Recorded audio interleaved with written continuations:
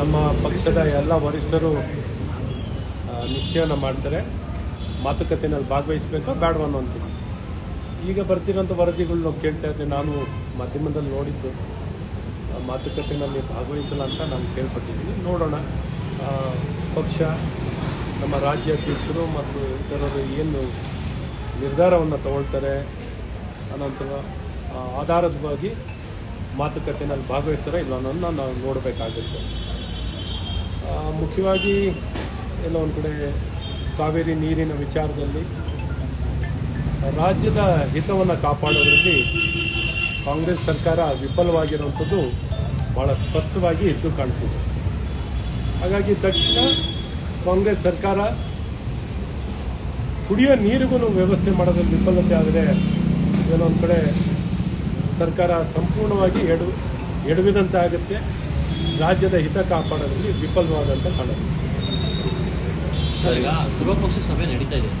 ಸರ್ವಪಕ್ಷ ಸಭೆಗೆ ಅಂದರೆ ಈಗ ಅವಶ್ಯಕತೆ ರಾಜ್ಯದ ಸಮಸ್ಯೆ ಬಂದಾಗ ಏನೇ ರಾಜಕೀಯ ಇದ್ರೂ ಬದಿಗಿಟ್ಬಿಟ್ಟು ಎಲ್ಲ ಒಟ್ಟಾಗಬೇಕು ಅನ್ನೋದು ನಿನ್ನೆ ಸಿಎಂ ಹೇಳ್ತಾರೆ.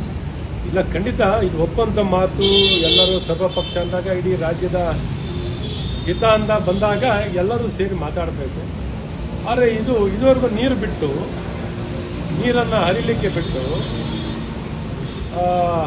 ಊರೆಲ್ಲ ಒಳ್ಳೆ ಹೊಡೆದ ನಂತರ ಕೋಟೆ ಬಾಗಿಲು ಹಾಕೋತೀನಿ ನನ್ನ ಕತೆ ಆದಂಗೆ ಆಯಿತು ಅಂತ ಜನಾಭಿಪ್ರಾಯ ಮತ್ತು ಎಲ್ಲ ಪ್ರತಿಪಕ್ಷಗಳ ಅಭಿಪ್ರಾಯವಾಗಿದೆ. ರೈತರ ಅಭಿಪ್ರಾಯ, ನಾಗರಿಕರ ಅಭಿಪ್ರಾಯ. ಹಾಗಾಗಿ ಬಿಸಿ ತುಪ್ಪ ಆದಾಗ ಅವ್ರು ಯಾವಾಗ ನುಂಗ್ಲಿಕ್ಕಾಗಲ್ಲ, ನಿರ್ವಹಣೆ ಮಾಡಲಿಕ್ಕಾಗಲ್ಲ ಅಂತ ಸವಾಲು ಬಂದಾಗ ಈ ರೀತಿ ಸರ್ವಪಕ್ಷ ಕರೆಯುವಂಥದ್ದಾಗ್ತಿದೆ. ಹಾಗಾಗಿ ಎಲ್ಲ ಒಂದು ಕಡೆ ಪ್ರತಿಪಕ್ಷಗಳಿಗೆ ಈ ಮುಂಚೆ ಯಾಕೆ ಕರೆದಿಲ್ಲ ಅನ್ನುವಂಥ ಪ್ರಶ್ನೆ ಉದ್ಭವ ಆಗಿದೆ. ಆದರೂ ನಮ್ಮ ಪಕ್ಷಗಳು ಏನು ಇದ್ರ ಬಗ್ಗೆ ನಿರ್ಧಾರ ತಗೊಳ್ತಾರೆ ಕಾದು ನೋಡುವ. ಸರ್ವಪಕ್ಷ ಸಭೆಯಲ್ಲಿ ನಾವು ಭಾಗವಹಿಸ್ತೀವ ಇಲ್ಲ ಅನ್ನೋಂಥದ್ದು ನಮ್ಮ ಪಕ್ಷದ ವರಿಷ್ಠರು ನಿರ್ಧಾರ ಮಾಡುವಂಥದ್ದಾಗಿದೆ. ಸರ್, ಈಗ 5 ವರ್ಷಕ್ಕಿಂತ ಹೆಚ್ಚು ಖಾಲಿ ಸೈಟನ್ನು ಇಟ್ಕೊಂಡ್ರೆ ಸರ್ಕಾರದ ಜಾಸ್ತಿ ತಗೊಳ್ಕೊಡುತ್ತೆ. ಇವತ್ತೊಂದು ಘೋಷಣೆ ಮಾಡಿದ್ದಾರೆ. ಏನು ಮುಖ್ಯವಾಗಿ ನಿರ್ಧಾರ ಏನೋ ಒಳ್ಳೆಯದು. ರಾಜ್ಯದಲ್ಲಿ ಈ ಖಾಲಿ ಸೈಟ್ಗಳಿಗೆ ಒಂದು ಕಡೆ ಸರ್ಕಾರ ಖಾಲಿ ಸೈಟ್ಗೆ ಸಾಲಿಡ್ ವೇಸ್ಟ್ ಮ್ಯಾನೇಜ್ಮೆಂಟ್ ಫೀಸನ್ನು ನಿಗದಿ ಮಾಡಿದೆ.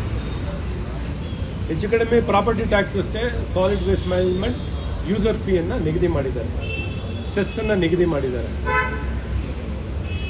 ಇದರ ಮೇಲೆ ಯಾರು ಅಲ್ಲಿ ಕಸ ಹಾಕಿದರೆ ಪೆನಾಲ್ಟಿ, ಅಂದರೆ ಯಾರು BBMPಗೆ ಪೆನಾಲ್ಟಿ ಹಾಕಬೇಕಾ, GBA ಮೇಲೆ ಪೆನಾಲ್ಟಿ ಹಾಕಬೇಕಾ, ಅಥವಾ ಸಂಬಂಧಪಟ್ಟ 5 ಕಾರ್ಪೊರೇಷನ್ ಅವ್ರ ಮೇಲೆ ಪೆನಾಲ್ಟಿ ಹಾಕಬೇಕಾ?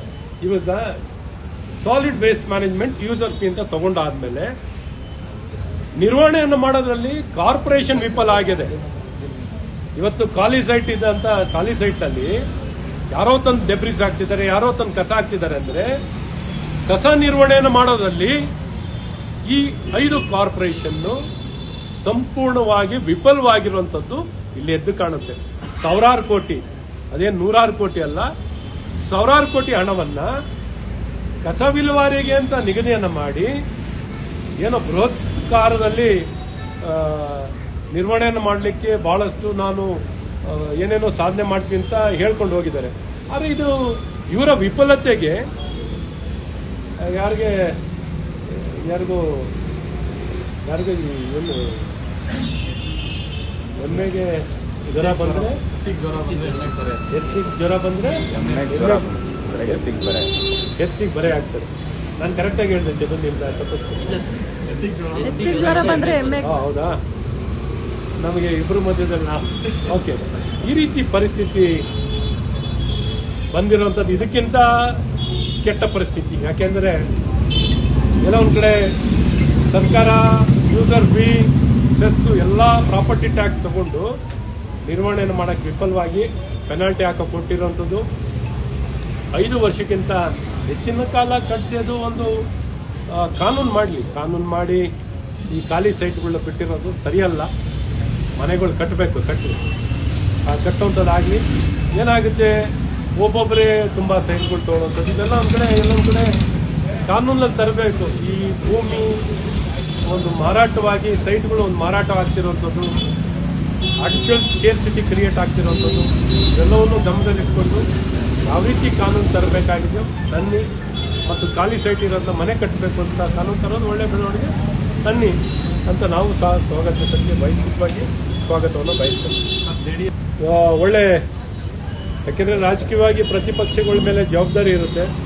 ಈ ರೀತಿ ಪಾದಯಾತ್ರೆಗಳನ್ನ, ಜನರ ರಕ್ಷಣೆ ಬರುವಂಥದ್ದು, ಪ್ರಜಾಪ್ರಭುತ್ವವನ್ನು ಬಲಿಷ್ಠಗೊಳಿಸೋದು, ಜನರ ಹಿತವನ್ನು ಕಾಪಾಡುವಂಥದ್ದು ನಮ್ಮೆಲ್ಲ ಚುನಾಯಿತ ಪ್ರತಿನಿಧಿಗಳು ಮತ್ತು ಪ್ರತಿಪಕ್ಷ ಸಂಘಟನೆಗಳು ಎಲ್ಲರ ಮೇಲೂ ಜವಾಬ್ದಾರಿ ಇದೆ. ಈ ದಿಕ್ಕಲ್ಲಿ ಅವರ ಹೋರಾಟವನ್ನು ಮಾಡ್ತಿರುವಂಥದ್ದು ಒಳ್ಳೆ ಬೆಳವಣಿಗೆ ಮಾಡಲಿ ಅಂತಲೂ ನಾನು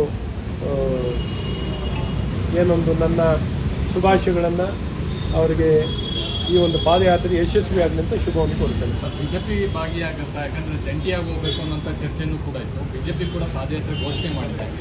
ಜೊತೆಯಾಗಿ ಹೋಗ್ತೀರಾ ಅಥವಾ ಇಂಡಿವಿಜುವಲ್? ನೋಡೋಣ. ಈಗ ನಾವು ಮಾಡಬೇಕು ಅಂತ ನಮ್ಮ ಈಗಾಗಲೇ ಪಕ್ಷ ತಿಳಿಸಿದ್ದಾರೆ, JDS ಅವರು ತಿಳಿಸಿದ್ದಾರೆ. ಈ ಒಟ್ಟಿಗೆ ಮಾಡಬೇಕನ್ನುವಂಥದ್ದನ್ನ ಮಾತುಕತೆ ಮೂಲಕ ಒಟ್ಟಿಗೆ ಮಾಡ್ತೀವೋ ಪ್ರತ್ಯೇಕವಾಗಿ ಆಗುತ್ತೆ ಅಂತ ನೋಡೋಣ. ಹೇಗೆ ಮಾತುಕತೆ ಆಗಿ ಏನು ನಿರ್ಧಾರ ಆಗುತ್ತೆ ಅಂತ ಕಾದು ನೋಡುವಂಥದ್ದಾಗುತ್ತೆ.